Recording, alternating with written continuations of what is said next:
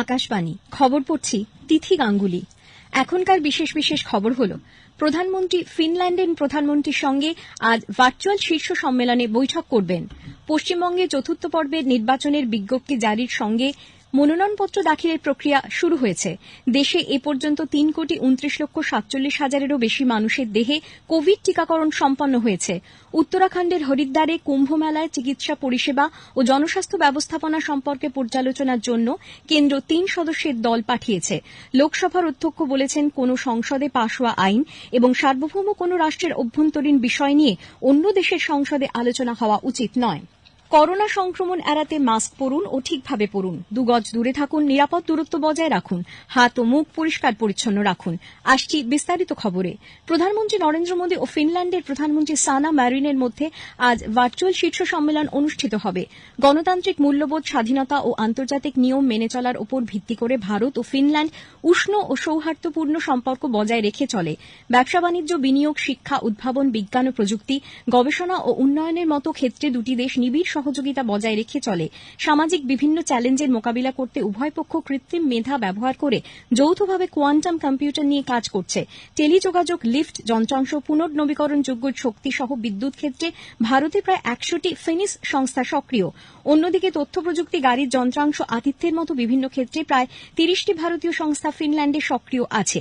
সম্মেলনে দুই নেতা দ্বিপাক্ষিক সম্পর্কের সব দিক নিয়ে আলোচনা করবেন। তারা পারস্পরিক স্বার্থ সংশ্লিষ্ট আঞ্চলিক ও আন্তর্জাতিক নানা বিষয় নিয়েও মতবিনিময় করবেন। ভারত ফিনল্যান্ড অংশীদারিত্বকে ভবিষ্যতে আরও সম্প্রসারিত করা ও এই সম্পর্কে বৈচিত্র্য নিয়ে আসার জন্য ভার্চুয়াল সম্মেলনে পরিকল্পনা স্থির করা হবে। ব্রিটিশ প্রধানমন্ত্রী বরিস জনসন এপ্রিলের শেষের দিকে ভারত সফরে আসবেন। প্রধানমন্ত্রী দপ্তর সূত্রে জানা গেছে, ভারতের সঙ্গে বাণিজ্য ও বিনিয়োগ বৃদ্ধির লক্ষ্যে আলোচনায় তার এই সফরের উদ্দেশ্য। জানুয়ারিতে ব্রিটিশ প্রধানমন্ত্রীর সফরের কর্মসূচি থাকলেও সেদেশে করোনা সংক্রমণ বৃদ্ধি পাওয়ায় তা বাতিল করতে হয়। উল্লেখ্য, ইউরোপীয় ইউনিয়ন থেকে ব্রিটেনে বেরিয়ে আসার পর এটি হবে শ্রী জনসনের প্রথম গুরুত্বপূর্ণ বিদেশ সফর। এদিকে বিদেশ সচিব হর্ষবর্ধন শ্রিংলা গতকাল নতুন দিল্লিতে ব্রিটেনের বৈদেশিক উন্নয়ন ও কমনওয়েলথ সংক্রান্ত তারিক আহমেদের সঙ্গে দ্বিপাক্ষিক সম্পর্ক, বহুপাক্ষিক নানা বিষয় নিয়ে আলাপ আলোচনা করেন। শ্রী আহমেদ বিদেশমন্ত্রী এস জয়শঙ্কর এবং স্বরাষ্ট্র প্রতিমন্ত্রী জি কিষেন রেড্ডির সঙ্গেও সাক্ষাৎ করেন। ভারতের রিজার্ভ ব্যাঙ্ক আরবিআই এবছর 30শে সেপ্টেম্বরের মধ্যে সমস্ত ব্যাংকের শাখায় ছবি সম্বলিত চেক ট্রানজাকশন ব্যবস্থা সিটিএস কার্য করার নির্দেশ দিয়েছে। এর ফলে এক ব্যাংকের চেক অন্য ব্যাংকে জমা পড়লে তাড়াতাড়ি তা ট্রান্সফার করা সম্ভব হবে। গ্রাহক পরিষেবাও আরও উন্নত হবে। উল্লেখ্য, গত মাসে আরবিআই ছবি সম্বলিত সিটিএস ব্যবস্থা গোটা দেশে চালুর কথা ঘোষণা করে। পশ্চিমবঙ্গে বিধানসভা নির্বাচনের চতুর্থ দফার জন্য বিজ্ঞপ্তি জারি হয়েছে। প্রার্থীপদ দাখিলের শেষ দিন 23শে মার্চ। পরদিন 24শে মার্চ জমা পড়া মনোনয়নপত্রগুলি পরীক্ষা করে দেখা হবে। মনোনয়ন প্রত্যাহারের শেষ দিন 26শে মার্চ। এই পর্যায়ে আগামী 10ই এপ্রিল 44টি আসনে ভোট নেওয়া হবে। এর মধ্যে রয়েছে দক্ষিণ 24 পরগনার তৃতীয় শেষ পর্বের 11টি, হাওড়ার দ্বিতীয় শেষ পর্বের 9টি, হুগলির দ্বিতীয় তথা শেষ পর্বের 10টি আসন, আলিপুরদুয়ারের 5টির সবকটিতে এবং কোচবিহারের 9টির সবকটি আসনে ওই দিন ভোট গ্রহণ করা হবে। নির্বাচন কমিশন পশ্চিমবঙ্গে আসন্ন বিধানসভা নির্বাচনে কেন্দ্রীয় বাহিনীকে যথাযথভাবে ব্যবহার করার ব্যাপারে আরও কঠোর হচ্ছে। বাহিনীকে সঠিকভাবে ব্যবহার করার বিষয়ে জেলা প্রশাসনকে নির্দেশ দেওয়ার পাশাপাশি কেন্দ্রীয়ভাবে বাহিনীর গতিবিধির ওপর নজর রাখার সিদ্ধান্ত নেওয়া হয়েছে। এবার বিধানসভা ভোটে কেন্দ্রীয় বাহিনী রুট মার্চ থেকে শুরু করে যাবতীয় গতিবিধি ভিডিওগ্রাফি করে রাখার সিদ্ধান্ত নেওয়া হয়েছে। রাজ্যে বিগত বেশ কিছু ভোটে পর্যাপ্ত সংখ্যায় কেন্দ্রীয় বাহিনী মোতায়েন করা হলেও তাদের সঠিকভাবে ব্যবহার না করার অভিযোগ উঠেছে। স্থানীয় প্রশাসনের ওপর কেন্দ্রীয় বাহিনীর গতিবিধি নিয়ন্ত্রণের দায়িত্ব থাকায় তাদের থানায় বসিয়ে রেখে ভোটে শাসক দলের ওপর পক্ষপাতিত্বের অভিযোগ তুলেছেন বিরোধীরা। এই অভিযোগ নিরসনেই এর আগে নির্বাচন কমিশন নির্দেশ দিয়েছে, প্রত্যেক জেলায় কেন্দ্রীয় বাহিনীর জওয়ানদের মোতায়েন করার সময় সংশ্লিষ্ট জেলার জেলাশাসক ও পুলিশ সুপারদের উপস্থিত থাকতে হবে।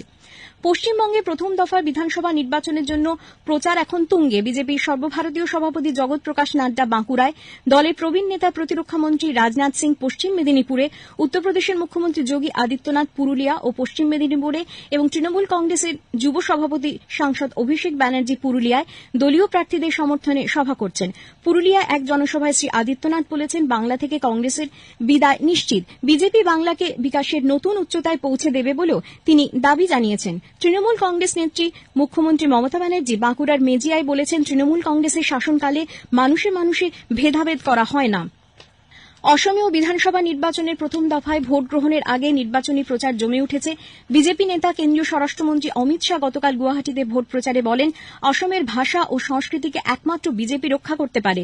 ক্ষমতায় প্রত্যাবর্তন করলে রাজ্যকে বন্যার সমস্যা থেকে মুক্ত করা হবে। বিজেপির সর্বভারতীয় সভাপতি জেপি নাড্ডা, মধ্যপ্রদেশের মুখ্যমন্ত্রী শিবরাজ সিং চৌহান, আসামের মুখ্যমন্ত্রী সর্বানন্দ সোনোয়াল, কংগ্রেস নেতা জিতেন্দ্র সিং, গৌরব গগৈ, প্রদ্যোৎ বরদলৈ নানা জায়গায় জনসভা করছেন। বিধানসভা নির্বাচনে আসামের কাছাড় জেলা সুষ্ঠুভাবে ভোট পরিচালনা করতে জেলা প্রশাসন ও জেলা নির্বাচন আধিকারিক 7টি বিধানসভা আসনের জন্য ভোট কর্মীদের দ্বিতীয় পর্বের প্রশিক্ষণ আজ শুরু করছেন। প্রশিক্ষণ চলবে 19 মার্চ পর্যন্ত। অন্যদিকে গতকাল থেকে করিমগঞ্জ জেলার 5টি কেন্দ্রে নির্বাচনের কাজে যুক্ত প্রিজাইডিং এবং পোলিং অফিসারদের প্রশিক্ষণ শুরু হয়েছে। ভোট দিতে যাবে না? ঘর পরিষ্কার করে রান্নাবান্না সেরে বাড়ির এত কিছু সামলিয়ে আর বুথে ভোট দিতে যেতে পারছি না রে বাবা। খুব ক্লান্ত লাগছে, একটু বিশ্রাম নেবো রে বাবা। শোনো, বাড়ির দরকারি কাজের মতো ভোট দেওয়াটাও দরকার, কারণ ভোট আমাদের অধিকার। মনে রাখবেন, কোনো ভোটার যেন বাদ না পড়ে। পশ্চিমবঙ্গের মুখ্য নির্বাচনী আধিকারিক দ্বারা জনস্বার্থে প্রচারিত। এই খবর শুনছেন আকাশবাণী থেকে। কোভিড-19 বিরুদ্ধে লড়াইয়ে ভারত আরও এক গুরুত্বপূর্ণ মাইল ফলক অতিক্রম করেছে। বিশ্বের বৃহত্তম টিকাকরণ কর্মসূচিতে 3,29 লক্ষেরও বেশি মানুষকে প্রতিষেধক দেওয়া সম্ভব হয়েছে। টিকাকরণের 59তম দিনে গতকাল 30,39,394 জনকে এই ভ্যাকসিন দেওয়া হয়। এই নিয়ে মোট 3,29,47,432 জন কোভিড-19 টিকা পেলেন বলে কেন্দ্রীয় স্বাস্থ্য মন্ত্রকের পক্ষ থেকে জানানো হয়েছে। দেশে দৈনিক করোনা সংক্রমণের হার আগের দিনের তুলনায় কিছুটা কমেছে। আজ সকাল 8টা পর্যন্ত গত 24 ঘন্টায় নতুন করে আক্রান্ত হয়েছেন 24,492 জন। অন্যদিকে সুস্থ হয়ে উঠেছেন 20,191 জন। এই নিয়ে মোট 1,14,09,831 জন আক্রান্তের মধ্যে 1,10,27,543 জন সুস্থ হয়ে উঠলেন। আরোগ্যের হার 96.65%। বর্তমানে চিকিৎসাধীন রোগীর সংখ্যা 2,23,432, যা মোট আক্রান্তের 1.96%। এই সময় আরও 131 জনের মৃত্যু হয়। মৃতের সংখ্যা বেড়ে দাঁড়ালো 1,58,856। বিভিন্ন রাজ্যে করোনা সংক্রমণ বাড়তে থাকায় প্রধানমন্ত্রী নরেন্দ্র মোদী সব রাজ্যের মুখ্যমন্ত্রীদের নিয়ে আগামীকাল এক ভার্চুয়াল বৈঠক ডেকেছেন। সূত্রের খবর, ওই দিন বেলা 12:30টায় ওই বৈঠক কথা। উল্লেখ্য, দেশের দৈনিক সংক্রমণ এবছরের গোড়ায় 10,000 ও তার নিচে নেমে গেলেও বর্তমানে তা আবার ঊর্ধ্বমুখী। এর মধ্যে 78%-রও বেশি আক্রান্ত মহারাষ্ট্র, পাঞ্জাব, কর্ণাটক, গুজরাট ও তামিলনাড়ু, এই 5 রাজ্যের বলে স্বাস্থ্য মন্ত্রক সূত্রে জানা গেছে। অন্যদিকে এই রাজ্যগুলি ছাড়াও মধ্যপ্রদেশ, দিল্লি ও হরিয়ানা, এই 3 রাজ্যেও দৈনিক সংক্রমণ বাড়ছে। তার পরিপ্রেক্ষিতে প্রধানমন্ত্রীর সঙ্গে মুখ্যমন্ত্রীদের এই বৈঠক বিশেষ তাৎপর্যপূর্ণ বলে মনে করা হচ্ছে। দেশে করোনা সংক্রমণ নিয়ে প্রধানমন্ত্রী গত বছর মার্চ মাস থেকে মুখ্যমন্ত্রীদের সঙ্গে কয়েক দফা বৈঠক করেন। শেষ বৈঠকটি হয় চলতি বছর জানুয়ারিতে কোভিডের প্রতিষেধক নিয়ে। মহারাষ্ট্র সরকার রাজ্যে করোনা সংক্রমণ উদ্বেগজনকভাবে বাড়তে থাকায় নতুন করে কোভিড সংক্রান্ত নীতি নির্দেশিকা জারি করেছে। এতে হোটেল, রেস্তোরাঁ ও থিয়েটার হলে 50% মানুষকে অনুমতি দেওয়ার কথা বলা হয়েছে। স্বাস্থ্য ও অত্যাবশ্যক পরিষেবা ছাড়া বাকি সব দপ্তরে 50% কর্মীকে নিয়ে কাজ চালাতে বলা হয়েছে। কোনো রকম রাজনৈতিক, সামাজিক ও ধর্মীয় সমাবেশের অনুমতি দেওয়া হবে না বলে স্পষ্ট জানানো হয়েছে। বিয়েবাড়ির ক্ষেত্রে সর্বোচ্চ 50 জন, অন্ত্যেষ্টিক্রিয়ার ক্ষেত্রে 20 জন থাকতে পারেন বলে নিয়ম বেঁধে দেওয়া হয়েছে। উত্তরাখণ্ডের হরিদ্বারে কুম্ভমেলায় চিকিৎসা পরিষেবা ও জনস্বাস্থ্য ব্যবস্থাপনা সম্পর্কে পর্যালোচনার জন্য কেন্দ্র 3 সদস্যের দল পাঠিয়েছে। ন্যাশনাল সেন্টার ফর ডিজিজ কন্ট্রোলের নির্দেশক ডক্টর এস.কে. সিং সহ ওই সংস্থার আরও 2 সদস্য এই দলে রয়েছে। কোভিড-19 সংক্রমণ প্রতিরোধে কুম্ভমেলায় সাধারণ পরিচালন পদ্ধতি যথাযথভাবে মেনে চলা হচ্ছে কিনা কেন্দ্রীয় দলটি সেই বিষয়গুলি দেখবে। লোকসভার অধ্যক্ষ ওম বিড়লা বলেছেন, কোন সংসদে পাশ হওয়া আইন এবং সার্বভৌম কোন রাষ্ট্রের অভ্যন্তরীণ বিষয় নিয়ে অন্য দেশের সংসদে আলোচনা হওয়া উচিত নয়। ইন্টার পার্লামেন্টারি ইউনিয়নের সভাপতি দুয়ার্তে পাচেকোর সঙ্গে সাক্ষাতের সময় অধ্যক্ষ এই মন্তব্য করেন। ভারতীয় সংসদের আমন্ত্রণে শ্রী দুয়ার্তে 7 দিনের ভারত সফরে এদেশে এসেছেন। শেষ করার আগে খবরের বিশেষ অংশ আরেকবার। প্রধানমন্ত্রী ফিনল্যান্ডের প্রধানমন্ত্রীর সঙ্গে আজ ভার্চুয়াল শীর্ষ সম্মেলনে বৈঠক করবেন। পশ্চিমবঙ্গে 4র্থ পর্বের নির্বাচনের বিজ্ঞপ্তি জারির সঙ্গে সঙ্গে মনোনয়নপত্র দাখিলের প্রক্রিয়া শুরু হয়েছে।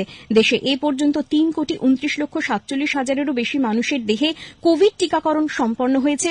উত্তরাখণ্ডের হরিদ্বারে কুম্ভমেলায় চিকিৎসা পরিষেবা ও জনস্বাস্থ্য ব্যবস্থাপনা সম্পর্কে পর্যালোচনার জন্য কেন্দ্র 3 সদস্যের দল পাঠিয়েছে। লোকসভার অধ্যক্ষ বলেছেন, কোন সংসদে পাশ হওয়া আইন এবং সার্বভৌম কোন রাষ্ট্রের অভ্যন্তরীণ বিষয় নিয়ে অন্য দেশের সংসদে আলোচনা হওয়া উচিত নয়। খবর শেষ হলো।